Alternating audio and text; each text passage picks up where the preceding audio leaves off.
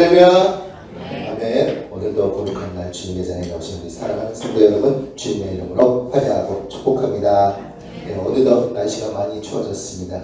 감기 안 걸리도록 또 코로나 안 걸리도록 건강 관리 잘 하시길 바라겠습니다. 늘 우리 하나님께서는 우리에게 언제나 좋은 곳으로 채워주십니다.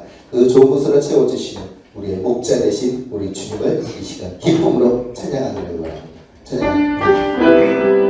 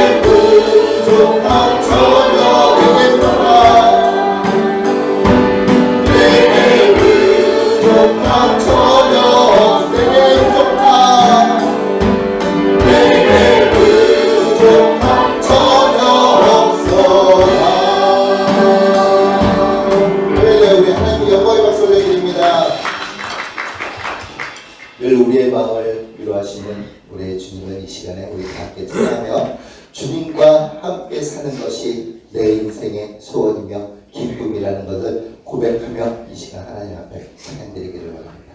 함께 찬양하겠습니다.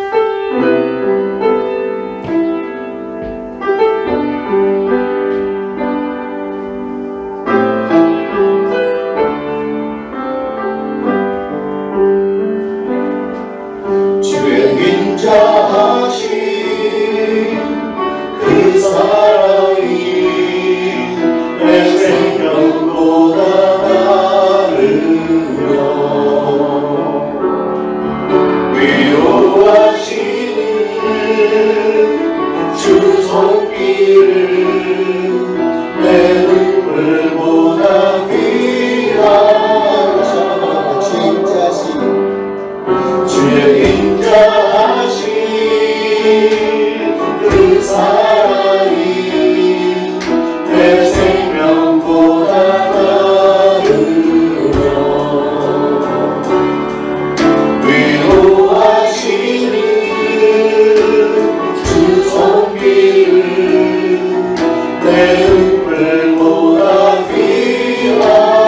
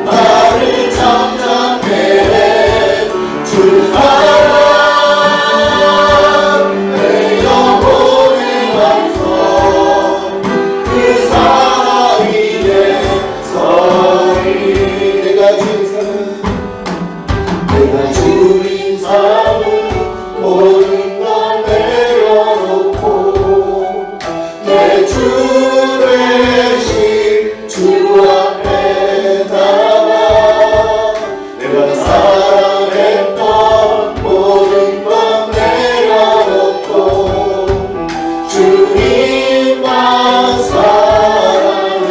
다시 한번 내가 주인 삼은 내가 주인 삼은 모든 걸 내려놓고 내 주 대신 주 앞에 나가 내가 사랑했던 모든 걸 내려놓고 주님만 사랑해. 주 사랑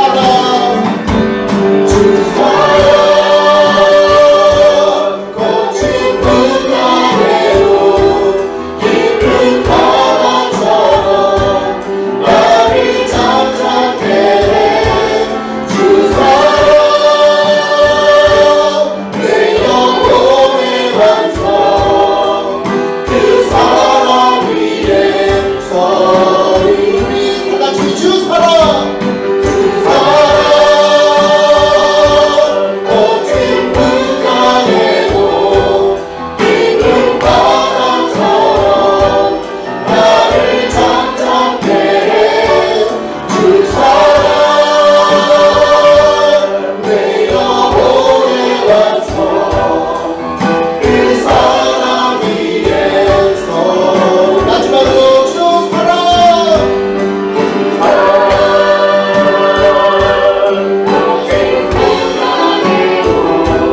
깊은 바람처럼 나를 잠잠케 해.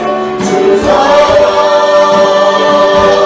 내 영혼의 완성 그 사랑 위에서 그 사랑 위에 그 사랑 위에서. 할렐루야. 우리 주님께 영광의 박수 드리겠습니다. 할렐루야. 오늘 한주일의 주님의 자리에 나오신 여러분 예수 그리스도 이름으로 환영하며 사랑합니다. 네. 모두 일어나셔서 옆에 분들 앞에 분들 반갑게 인사하시면서 사랑합니다.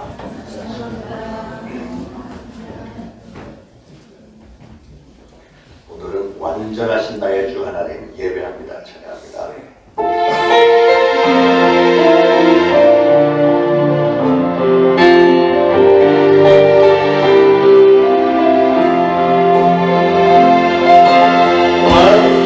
완전하신 나의 의의 길로 나를 인도하소서. 행하신 모든 일 주님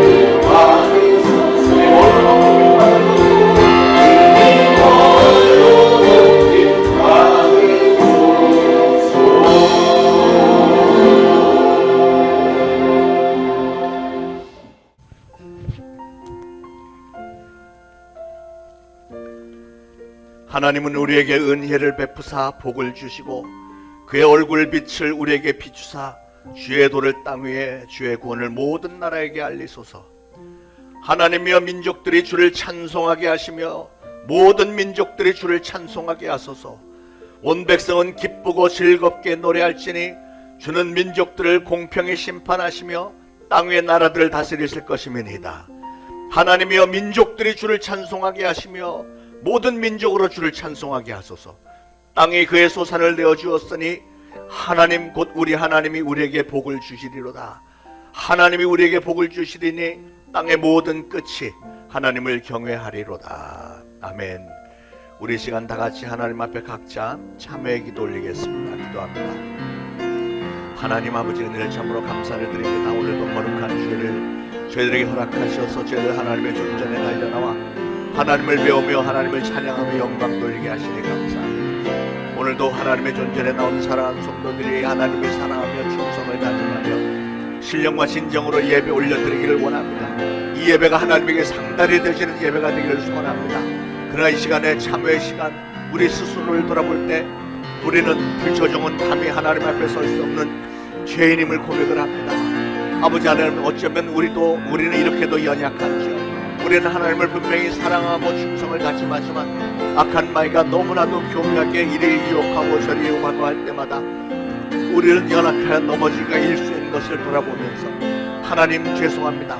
하나님 저희들의 죄를 용서하여 주옵소서. 정말 회개하지 않을 수가 없습니다. 이 시간에 참회 시간 사랑하는 성도들의 순수한 마음으로 올려드리는 이 기도를 하나님은 들으시고 저희들의 연약함을 긍휼히 여기시며, 그러나 예수 그리스도께서 저희를 위하여 보혈을 흘려주셨기에 그 믿음을 가지고 나온 사랑하는 성도들이 부르짖는 저희들의 참회 기도를 하나님 들으시고 좋게 여기시고 용서하시고 그러기에 오늘의 우리 예배를 기쁘게 품행하였을 줄로 믿고 감사드리며 모든 영광을 하나님께 올려드리며 예수 그리스도의 이름으로 간절히 기도합니다. 아멘. 다같이 사도신경으로 신앙 고백 드리겠습니다. 전능하사 천지를 만드신 하나님 아버지를 내가 믿사오며 교회 아들 예수 그리스도를 믿사오니 이는 성령으로 잉태하사 동정녀 마리아에게 나시고 본디오 빌라도에게 고난을 받으사 십자가에 못 박혀 죽으시고 장사한 지 사흘 만에 죽은 자 가운데서 다시 살아나시며 하늘에 오르사 전능하신 하나님 우편에 앉아 계시다가 저리로서 산 자와 죽은 자를 심판하러 오시리라. 성령을 믿사오며 거룩한 공회와 성도가 서로 교통하는 것과 죄를 사하여 주시는 것과 몸이 다시 사는 것과 영원히 사는 것을 믿사옵나이다. 아멘. 모두 착석하시고 함께 기도하시겠습니다.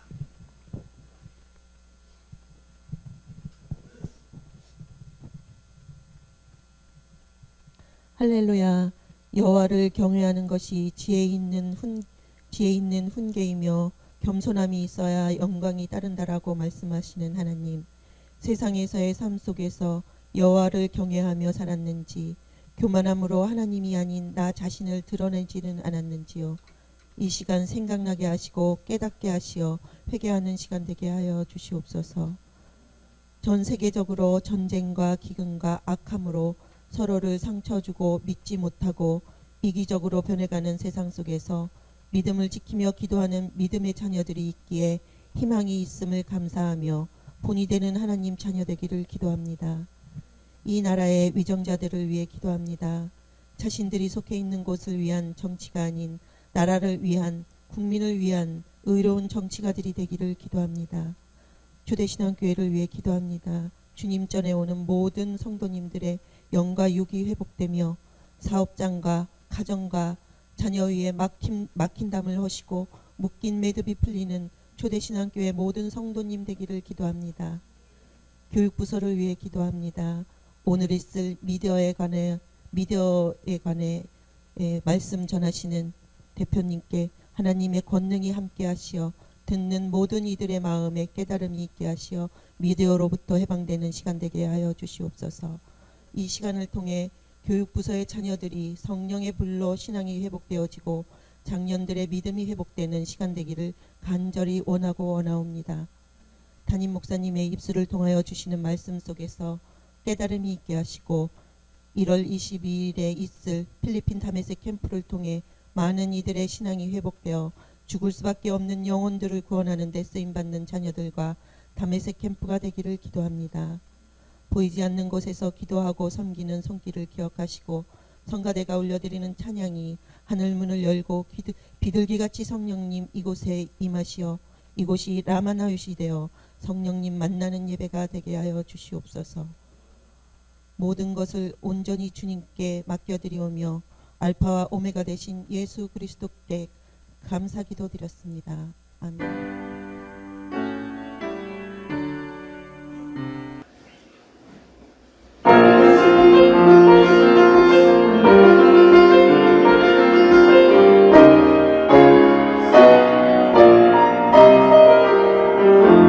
내게 능력 주시는 자 안에서 내가 모든 것을 할 수 있네.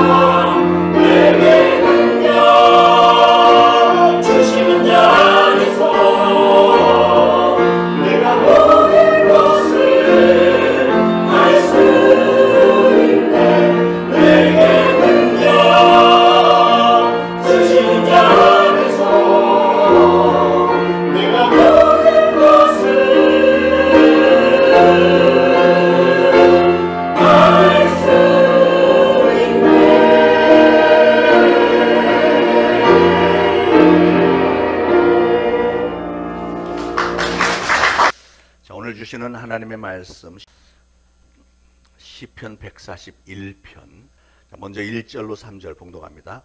여호와여 내가 주를 불렀사오니 속히 내게 오시옵소서. 내가 주께 부르짖을 때에 내 음성에 귀를 기울이소서. 나의 기도가 주의 앞에 분향함같이 되며 나의 손드는 것이 저녁 제사같이 되게 하소서. 여호와여 내 입에 파수꾼을 세우시고 내 입술의 문을 지키소서. 아멘. 그 다음에 8절로 10절 시작. 주 여호와여 내 눈이 주께 향하며 내가 주께 피하오니 내 영혼을 빈궁한 대로 버려두지 마옵소서. 나를 지키사 그들이 나를 잡으려고 놓은 올무와 악을 행하는 자들의 함정에서 벗어나게 하옵소서. 악인은 자기 그물에 걸리게 하시고 나만은 온전히 면하게 하소서. 아멘. 오늘 시편 141편은 다윗이 사랑하는 아들 압살롬이 자기가 왕이 되겠다고 반란을 일으켰을 때 그 사랑하는 아들과 싸우기 싫어서 예루살렘 성에서 도망쳐 나왔고, 그랬기에 성소에서 제사를 드릴 수 없었을 때 환난 중에 하나님을 사모하면서 지어서 불렀던 시편입니다. 우리는 이 세상을 잘 살기를 원하는데 우리는 이 세상을 올바로 성공적으로 잘 살 수 있는 비결이 무엇인가? 그것은 보면 우리의 올바른 태도입니다. 우리의 자세가 얼마나 중요한지 모릅니다. 직장이나 사업뿐만이 아니라 인생 전반에 걸쳐서 우리의 신앙생활과 교회생활에서도 태도라고 하는 것, 자세라는 것이 얼마나 중요한지 모르겠습니다. 왜냐하면 태도는 곧 사람의 인격과 신앙의 계기판이기 때문에 그렇습니다.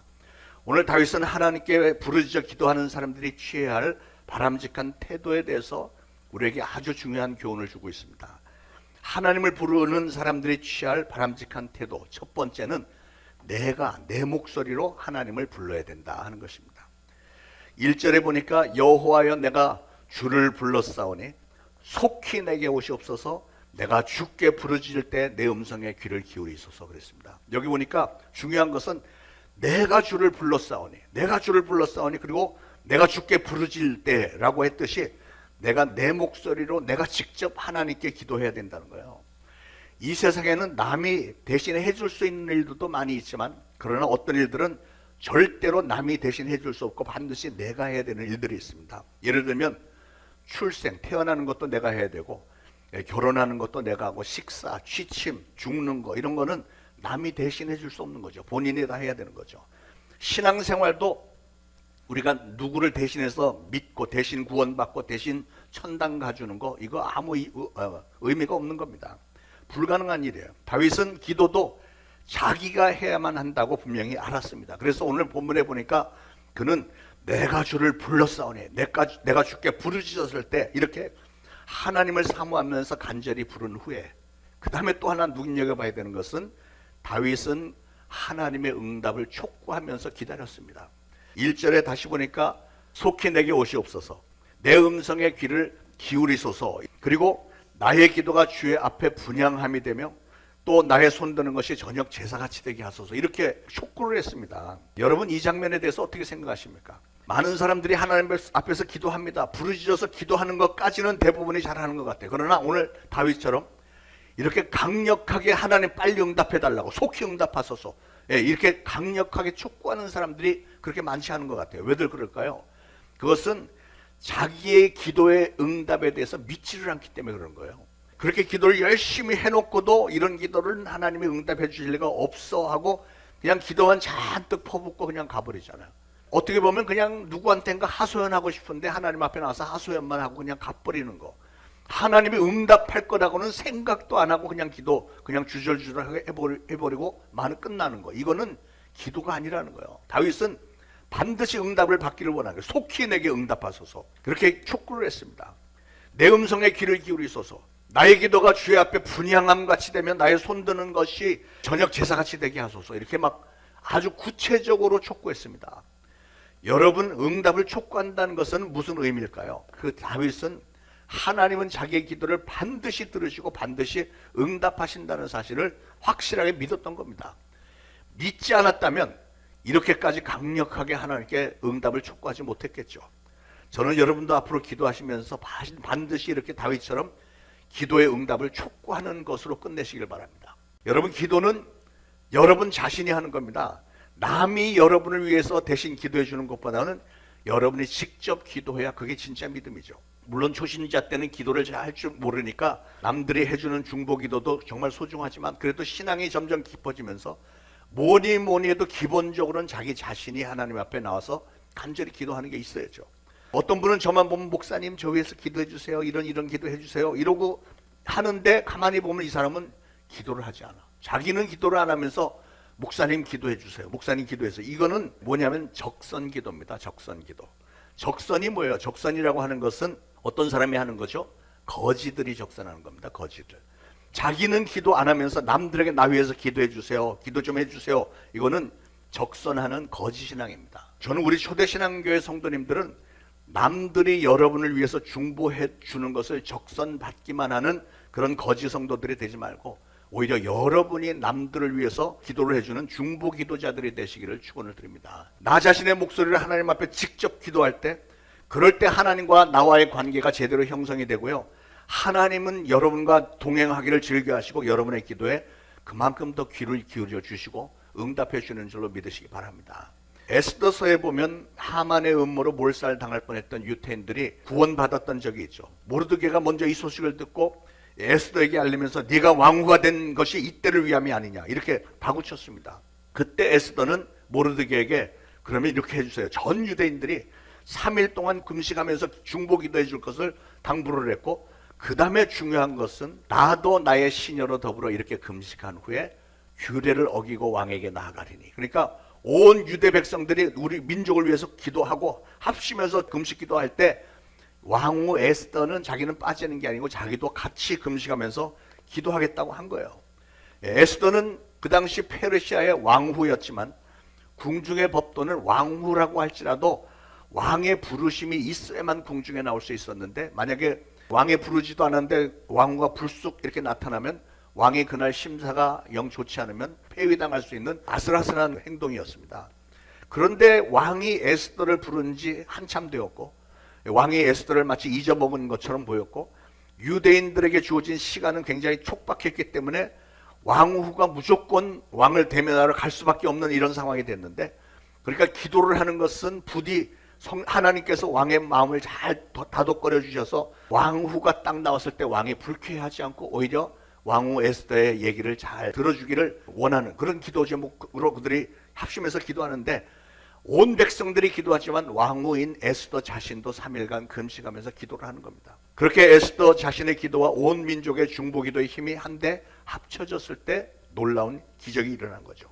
유태인들을 다 목매달아 죽이겠다고 하만이 만들었던 그 높은 장대에 결국은 하만 자신의 목이 매달렸잖아요. 사랑하는 여러분, 남이 여러분을 위해서 중보기도해 주는 것도 물론 힘이 있습니다. 문제를 해결하는 데 도움이 되는 것은 사실이지만, 그러나 역시 여러분 자신이 기도를 하는 게 이게 진짜죠. 그래서 여러분이 하나님 앞에서 하나님과 여러분 자녀와의 관계가 제대로 이루어졌을 때 그제서야 다른 사람들이 여러분을 해주는 중보기도도 힘을 받게 되는 줄 믿으시기 바랍니다. 자, 하나님을 부르는 사람들이 취할 바람직한 기도의 태도. 그래서 첫 번째는 내가 내 입으로 직접 하나님께 기도를 드려야 되고, 두 번째는 손을 들고 기도하는 겁니다. 손을 들고. 2절에 보니까 나의 기도가 주의 앞에 분향함 같이 되며 나의 손 드는 것이 저녁 제사같이 되게 하소서. 이게 무슨 뜻일까요? 출애굽기 29장에 보면 하나님은 제사장들에게 매일 아침과 저녁에 성소에서 제사를 드릴 때 분향을 하도록 명령을 하셨고요, 그들이 그렇게 순종하셨을 때 하나님은 성소에서 그들을 만나 주셨고 그들에게 말씀을 주실 것을 약속하셨습니다. 그러므로 다윗이 오늘 기도를 하면서 자기의 기도가 분향함 같이 되고 하나님에게 올려 바치는 저녁 제사같이 되게 해달라는 것은 바로 그거예요. 성소에서 제사장들이 하나님 앞에 제사를 드리면서 분향할 때 하나님께서 그 제사를 기쁘게 받으셨던 것처럼 오늘 다윗이 하나님께 부르짖어 기도하는 이 기도를 하나님은 들으시고 응답해 달라는 얘기입니다. 나의 손 드는 것이 저녁 제사같이 되게 하소서. 그랬는데 다윗은 손을 들고 하나님 앞에 기도했대요. 손을 드는 건 뭐냐면 항복한다는 거예요. 하나님 앞에 항복합니다. 하나님께 모든 영광 돌립니다. 저는 아무것도 아닙니다. 이렇게 겸손한 자세로 하나님께 기도하는 것은 분향하는 것 같다. 향을 피워서 하나님께 올려드리는 것 같고 저녁 제사처럼 하나님에게 기쁘게 상달이 된다, 그 얘기입니다. 여러분, 자동차는 달릴 때 가치가 있죠. 배는 바다 위를 잘 나갈 때 가치가 있고 비행기는 하늘을 나를 때 가치가 있고, 기도는 하나님에게 제대로 상달이 될 때 그 기도의 의미가 있고 가치가 있는 것입니다. 이스라엘의 최고 지도자였고 백성들로부터 최고의 존중과 그 인기를 누렸고 입법, 사법, 행정 모든 분야에서 다 장악을 했던 다윗이 하나님을 경외하는 마음으로 하나님의 성소에 나와서 두 손을 높이 치켜든 채 하나님 앞에 기도하는 모습을 상상을 해보시길 바랍니다. 얼마나 멋있습니까? 왕이 모든 백성들 앞에서 자기가 제일 높다 이런 게 아니고 하나님이야말로 우리가 섬겨야 될 뿐이다 하고 나와서 손을 들고 기도하는 이 모습입니다. 얼마나 하나님이 기뻐하셨겠습니까? 그가 두 팔을 높이 들고 손을 들었다는 것은 하나님이 천지를 창조하신 분이시고 세상 만사를 주관하시는 분이 바로 하나님이십니다 라고 믿었기 때문이고요. 하나님 앞에 그렇게 겸손하게 손을 드는 자만이 그의 기도가 응답된다는 것을 믿었기 때문에 그렇습니다.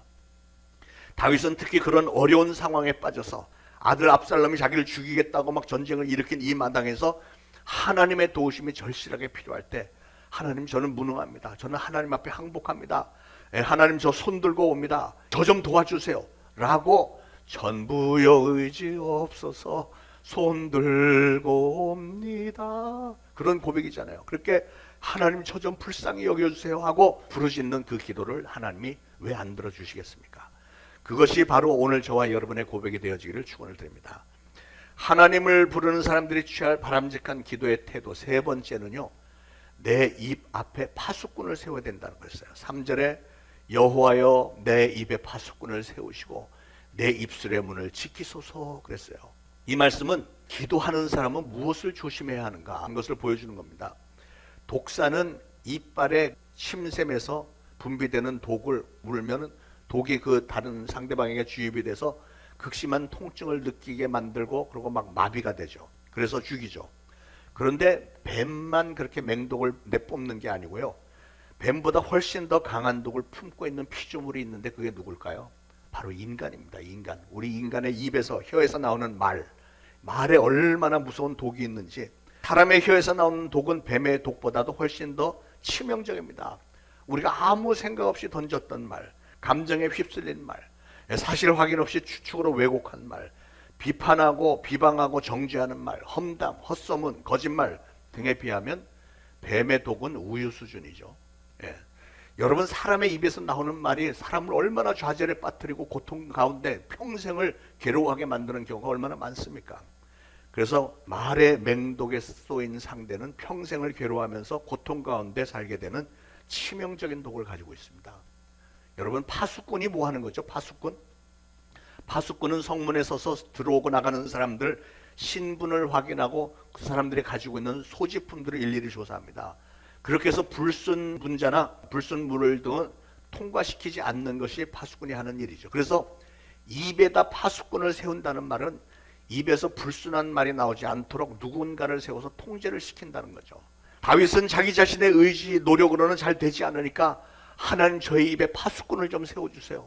저 입에서 실수하지 않게 좀 해주세요. 자꾸 말에 실수가 많은데 저 좀 불쌍히 여겨주세요. 파수꾼을 세워주세요. 간청했습니다. 우리도 성령님에게 그렇게 간청을 해야 됩니다. 성령님, 저의 입술에 파수꾼을 세워주세요. 그렇게 기도하시기 바랍니다. 여러분, 우리가 입술로 죄를 범하는 원인이 뭘까요? 입술로 죄를 범하는 원인 첫 번째는 자제력이 결여되어 있기 때문에 그렇습니다. 우리 인간은요, 아무리 주의력이 깊고 침착한 사람이라고 할지라도 어떤 일 앞에서 갑자기 막 사람이 분노를 하게 되면, 흥분을 하게 되고 흥분을 감당하지 못하면 자제력을 잃게 되고 그 다음부터는 막 화가 나는 대로 입에서 막 쏟아내죠. 그러면 입술로 범죄하게 되는 겁니다. 그리고 입술로 범죄하게 되는 원인 두 번째는 허영심과 교만 때문에 그렇습니다. 사람은 자칫 잘못하면 자기 자신을 자랑하기를 좋아하고 자기를 드러내기를 좋아하고 또 허영심에 막 미혹이 되어서 없는 것을 있는 척하고 없는 말을 많이 만들어서 쏟아내게 되는데, 그러면 입술로 죄를 범하는 것이 되는 거예요. 자, 그러면 그렇게 자제력을 잃고 입술로 죄를 범하고 나면 그러면 어떤 일이 벌어질까? 첫 번째로는 책임질 수 없는 말을 함부로 하는 것은 자신의 영혼을 죄악의 올무에 빠뜨리고 자신의 양심 위에 무거운 짐을 스스로 올려놓는 것과 같고, 인격과 의지가 손상이 되고 명예가 상실되고 심지어는 죽음에까지 이르게도 하는 거예요. 사람들이 맹독이 있는 말을 받고 나서는 얼마나 상처를 받는지 극단적인 선택을 하는 사람들 많잖아요. 요즘 댓글들 보면서 극단적인 선택을 하는 사람들이 얼마나 많습니까? 이게 입에서 나오는 말이 그렇게 무서운 거예요. 그렇게 자제력을 잃고 입술로 죄를 범하면 두 번째로는 그래서 타인에게 막대한 피해를 줄 수도 있습니다. 내 입의 문을 제대로 지키지 못해서 내뱉은 말이 당사 상대방의 귀에 들어가면 그건 다시는 거두드릴 수가 없고요. 그렇게 해서 상처를 입어버린 상대방의 마음은 다시는 회복하기가 힘든 것 같아요. 자기가 책임질 수 없는 말을 함부로 하는 것은 건강하게 쌓은 인격과 의지를 병들게 하고 명예를 상실시키고 심지어는 죽음에게까지 이른다고 했습니다.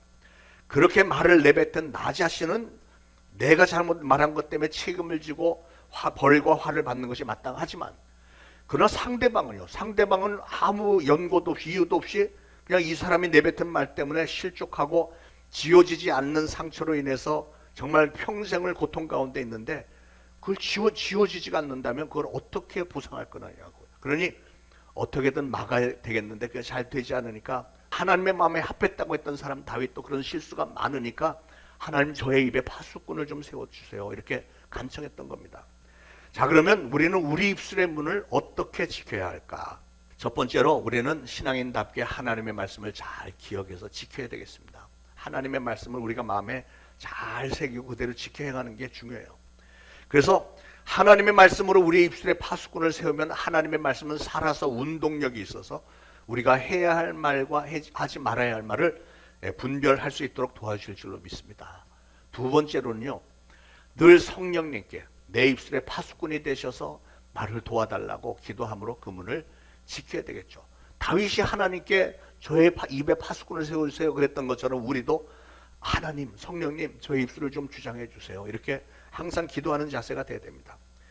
여러분, 특히 기도하는 분들은 아무래도 늘 입을 열어서 말을 많이 하게 되기 때문에 자기 생각을 제대로 통제하지 않으면 나오는 말들이 천방지축 제멋대로 나올 때가 상당히 많습니다. 놀랄 정도로 많습니다. 그것도 하나님의 뜻이라는 이름으로 나는 기도를 많이 했으니까 하나님이 이랬어, 하나님이 저랬어 막 내뱉잖아요. 그런 게 상처가 될 때가 얼마나 많습니까? 그렇게 하면 하나님에게 막대한 누를 끼치게 되는 겁니다. 그래서 입조심을 해야 된다는 거예요. 저는 한평생 말을 많이 해야 되는 직분자이기 때문에 얼마나 말이 조심스러운지 모르겠어요. 그렇게 조심함에도 불구하고 여전히 실수할 때가 있어서 민망할 때가 있습니다. 오랫동안 목회를 한 저도 그렇게 실수가 많을 때, 아니 하나님의 마음에 합했다고 했던 다윗에게도 그런 실수가 많을 때, 그렇다면 여러분은 어떻겠습니까? 사랑하는 여러분, 나는 그런 걱정 없어 이런 얘기하지 마시고 우리 인간들은 다 거기서 거기에 다 연약함이 있습니다. 특히 기도하는 분들, 구역장 그리고 교회 어떤 직분이라도 맡은 분들에게 간곡히 부탁을 드립니다. 여러분의 입술에 파수꾼을 세워달라고 항상 기도하시고 나오는 말에 우리 서로가 협력해서 절제할 수 있기를 바랍니다. 파수꾼을 세워야 됩니다. 그래서 잠언 10장 19절에 말씀하기를 말이 많으면 허물을 면키 어려우나 그 입술을 제어하는 자는 지혜가 있느니라. 아멘. 하나님을 부르는 사람들이 취해야 할 바람직한 기도의 태도, 네 번째는 덕스러운 말을 해야 됩니다. 덕스러운 말. 오늘 6절 하반절에 보니까 이런 말씀이 있었어요.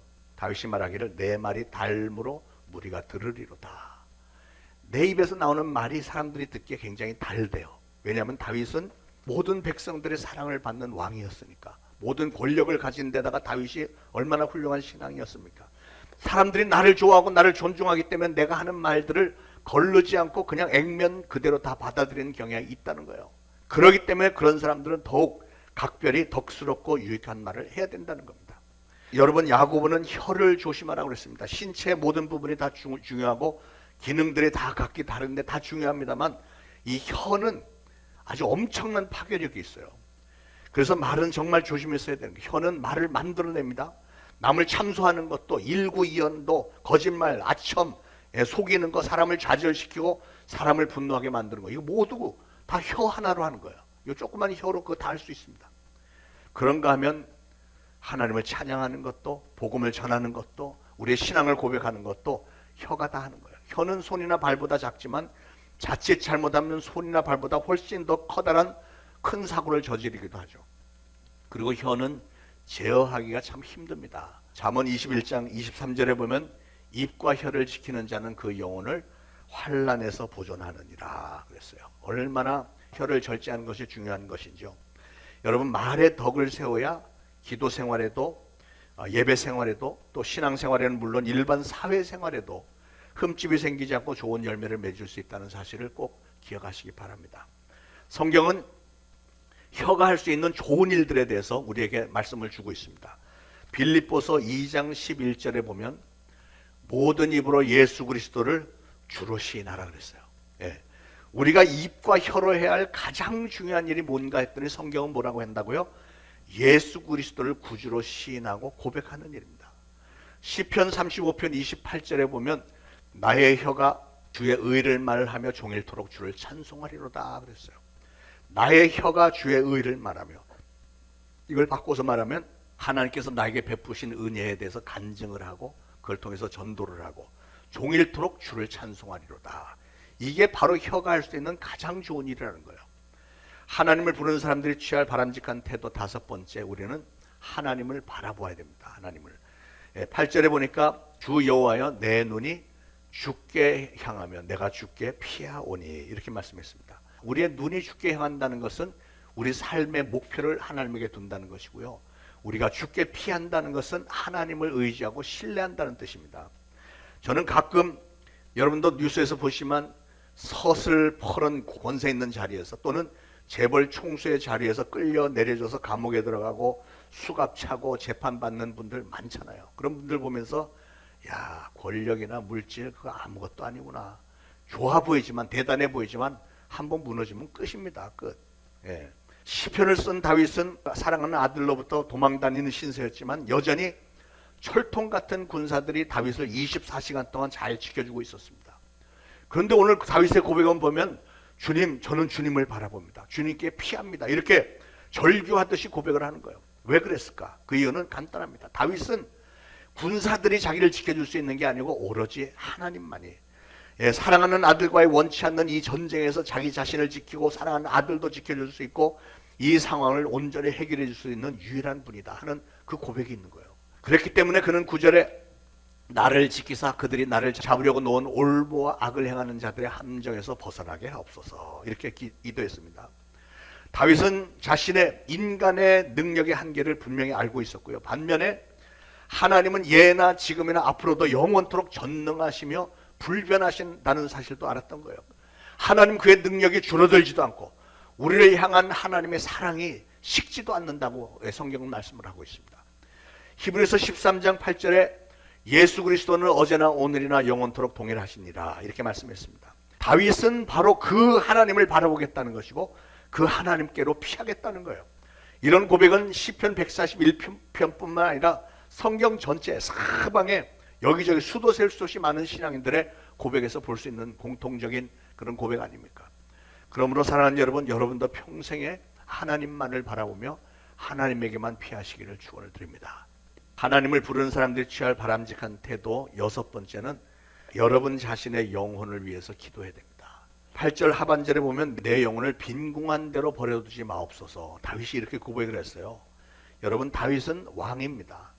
비록 지금은 아들과 전쟁을 피해서 들판에 나와 있지만 그래도 여전히 먹고 입고 쓰는 거 걱정할 필요는 없는 사람입니다. 왕이니까. 그런데도 다윗은 뭐라고 하냐면 내 영혼이 빈궁하다고 하면서 이렇게 빈궁한 상태로 내어버려 두지 말아달라고 하나님께 간구를 하는 거예요. 그러니까 다윗은 지금 아들과 전쟁을 치러야 하는 이 상황이 너무나도 마음이 아픈 거예요.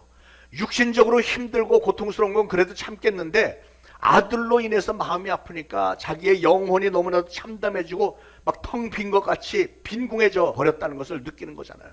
그래서 다윗은 내 영혼을 빈궁한 대로 내버려 두지 말라 이렇게 기도를 하는 거예요. 예수님은 마태복음 5장에서 심령이 가난한 자는 복이 있다 말씀했죠. 심령이 가난하다는 것은 영적인 갈망을 얘기합니다. 영적으로 텅 비어 있으니까 그 심령이 가난하기 때문에 사모하는 마음이 있는 거예요. 그런 사람이 복이 있다는 거죠. 우리는 육신의 문제에 대해서는 대체적으로 보면 지나칠 정도로 노력을 많이 기울이는데 우리 영혼의 문제에 대해서는 소홀히 여기는 경향이 있는 것 같습니다. 왜 그럴까요? 그 이유는 간단합니다. 사람들은 대부분이 우리의 영혼이라는 거, 영의 세계는 눈에 보이지 않기 때문에 그렇게 중요하게 생각하지 않는 것 같아요. 눈앞에 보이는 게 더 중요해 보이고 눈앞에 보이지 않는 것은 별로 중요하지도 않은 것 같고 어떤 사람들은 거의 대부분은 관심도 없는 것 같습니다. 교회를 오래 다니는 사람도 영의 세계에 대해서는 전혀 무지하고 관심도 없는 사람들이 얼마나 많은지 모르겠어요. 그래서 우리는 세상 일들 때문에 하나님의 일을 소홀히 할 때가 종종 있습니다. 누가복음 12장에 보면 어떤 부자가 농사가 잘 돼서 아주 부자가 돼서 자기의 영혼을 향해서 이렇게 독백했죠. 나의 영혼아, 열에 쓸 물건을 많이 쌓아두었으니 평안히 먹고 마시고 즐거워하자. 그랬더니 하나님께서 뭐라 그래요? 오늘 밤에 내 영혼을 도로 찾으리니 그러면 내 예비한 것이 네 것이 되겠느냐. 아무리 뭘 돈이 많고 뭐 제대로 세상에서 잘 나가는 것 같아도 하나님이 데리고 가시면 그거로 끝. 얼마나 허무합니까? 육신적인 거지도 참 불쌍하지만 영적인 거지는 더 불쌍합니다. 처참합니다.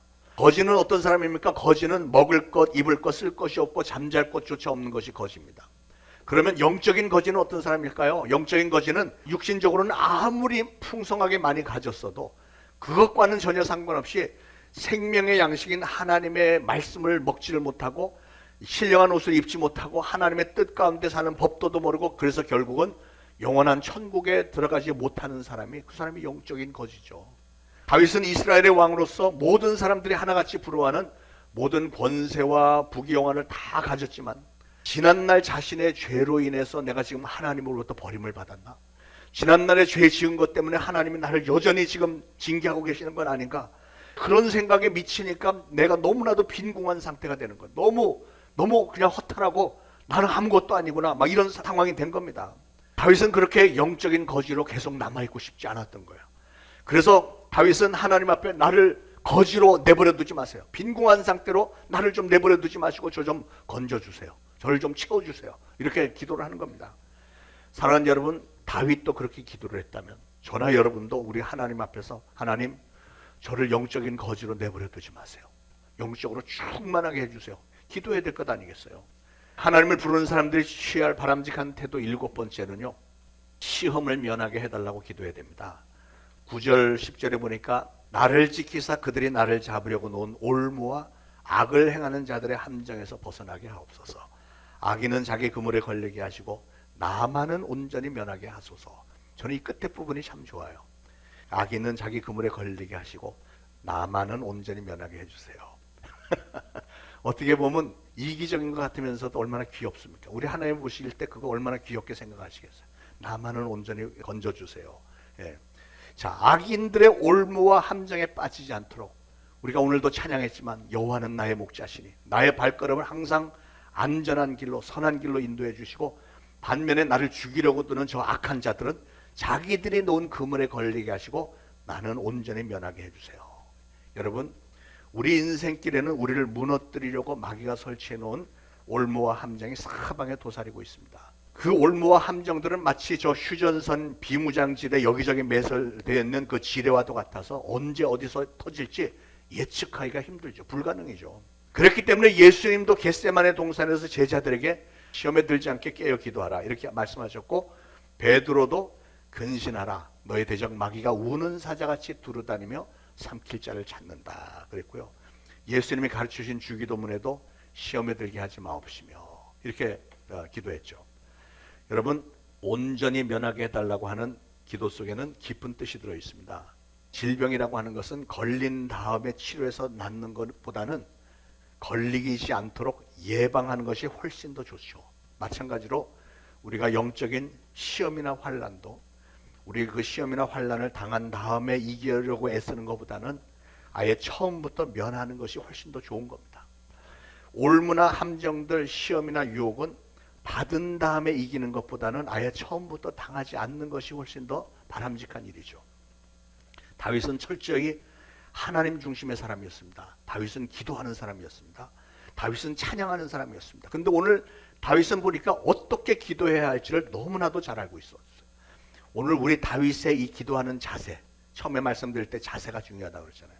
다윗이 기도하는 자세를 우리도 본받아서 오늘 말씀대로 기도하실 때 요약하면 첫째로 여러분 자신의 목소리로 하나님의 이름을 부르시고요. 두 번째, 손을 높이 들고 입술에 파수꾼을 세우시고 덕스러운 말로 하나님을 바라보시면서 여러분 자신의 영혼을 위해서 시험을 면하게 해달라고 기도하심으로 모든 환난에서 벗어나서 항상 축복된 길로 걸으시는 저와 여러분들 되시기를 예수 그리스도로 축원을 드립니다. 기도하겠습니다. 하나님, 오늘 주신 말씀 감사합니다. 시험과 환난이 많은 이 세상에서 잘 이겨낼 수 있는 신앙의 비결을 가장 하나님의 마음에 합했던 사람 다윗의 기도를 통해 알려주심을 감사합니다. 저희 평생에 기억하면서 그대로 기도함으로 저희 모두가 하나님으로부터 좋게 여김을 받아 다윗처럼 모든 기도 응답을 받는 성도들, 우리 초대신앙교회에 속한 모든 성도들 신앙의 공동체가 되도록 성령님 축복하옵소서. 예수 그리스도로 간절히 기도합니다. 아멘. 준비하신 예물 바치시면서 찬송가 280장 1절 2절 부르겠습니다.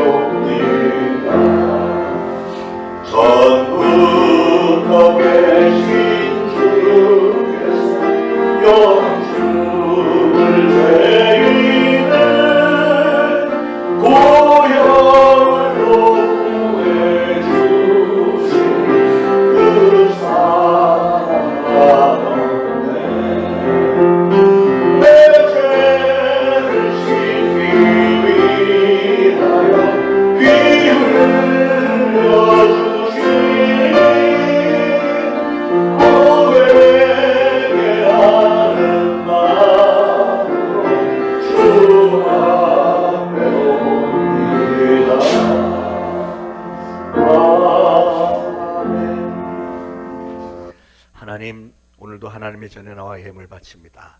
하나님께서 바쳐진 예물 좋게 여기시고 두 손들어 축복하심으로 좋은 열매 많이 맺을 수 있도록 축복하여 주옵시고, 바친 모든 손길들 하나님께서 각별히 축복하셔서 우리 하나님을 사랑하며 주님의 몸된 교회를 사랑하며 또 사역을 위해서 정성을 다한 모든 손길들, 그 가정들마다 풍요로움 있게 하시고 가족들 늘 건강 중에 붙들어 주시고 하늘의 놀라운 지혜와 명철과 힘과 능력 주셔서 어디 가서 무엇을 하든 항상 하나님의 자녀답게 머리가 되게 하시고 위에 있게 하시고 좋은 사람들 만나게 하시고 좋지 않은 자들 다 막아 주옵소서. 예수 그리스도 이름으로 간절히 기도합니다. 아멘. 자, 교회 소식 알려드립니다. 자, 담에색의 만남 캠프가 이제 활발해지기 시작했는데, 우리 그동안 신청하신 분들은 다 거의 다 항공권을 끊었고 아직 몇 분이 여권이 안 돼서 못 끊었는데 이제 다 이제 준비가 됐고, 아무래도 팀 멤버가 지난주 말씀드린 대로 좀 인원이 적어서 우리 인원이 적어서 필리핀 분들을 좀 훈련을 시켜야 될 필요가 있어서 제가 한 두어 차례 좀 필리핀 다녀올 계획입니다. 그래서 일단 11월 20일 다음 주를 지나고 월요일 가서 목요일 밤에 돌아오는 거를 일단 한번 하고 한 2주 후에 또 다녀올까 합니다. 그래서 그런데 이제 이번에 보니까 항공료가 엄청나게 올랐어요. 예상보다 굉장히 올라갔고, 왜냐하면 국제 유가가 많이 올랐고, 그 박노석 선교사님 말이 왜 1월 달에 하는지 잘 모르겠는데 1월 달이 제일 비싸다네요. 필리핀 가는 비행기가. 그래서 어쩔 수 없이 뭐 하나님의 뜻이다 생각하고 하는데, 그래 누군가를 통해서 채워질 줄로 믿습니다. 그 누군가가 바로 여러분이 되기를 축원을 드립니다. 여러분 선교헌금으로 기도하시면서 우리 초대신앙교회에서 유일하게 하는 선교 사역인데 잘 될 수 있도록 여러분 기도하시면서 선교헌금 바쳐주시길 바랍니다.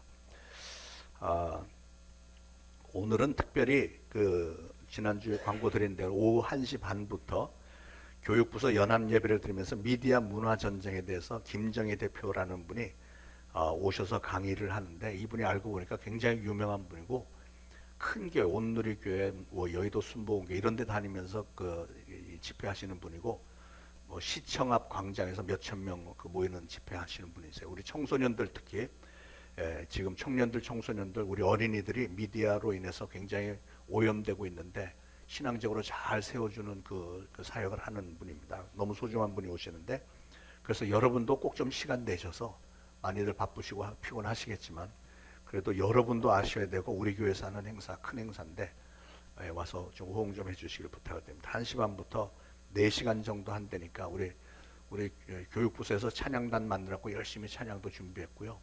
그래서 좀 뿌듯함이 있을 것 같으니까 많이들 오시길, 많이가 아니고 모두 오시길 바랍니다. 우리 목회협력위원회가 다음 주 1시 20분에 교회에서 모입니다. 모두 일어나셔서 찬송가 445장 1절 3절 부르시고 축도로 예배 마치겠습니다.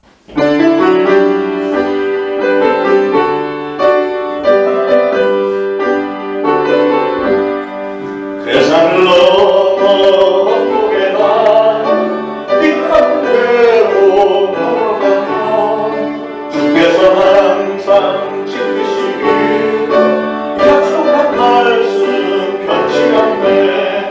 하늘의 영광 하늘의 영광 나의 맘속에 차고도 넘치네. 할렐루야를 힘차게 불러 영원히 주를 찬양하리. 광명한 그빛 마음에 나 찬란한 천국 바라보고 할렐루야를 힘차게 불러 날마다 빛에 걸어가니. 하늘의 영광 하늘의 영광 나의 맘속에 차고도 넘쳐. 할렐루야를 힘차게 불러 영원히 주를 찬양하리. 이제 우러러 죽어나옵기는 우리 구주 예수 그리스도의 무한하신 은혜와 하나님 아버지의 극진하신 사랑과 성령님의 감동, 감화, 교통, 위로하심이 오늘 이 거룩한 주일에 주님의 전에 나와 예배드리고 오늘 주신 말씀 마음에 잘 새기고 이제 보내심을 받는 그곳 가정과 이웃과 직장 사업장에서 예수 그리스도를 증거하는 사명을 잘 감당하겠노라 다짐하는 모든 성도들 머리 위에 이제로부터 영원토록 항상 함께 있을지어다. 아멘.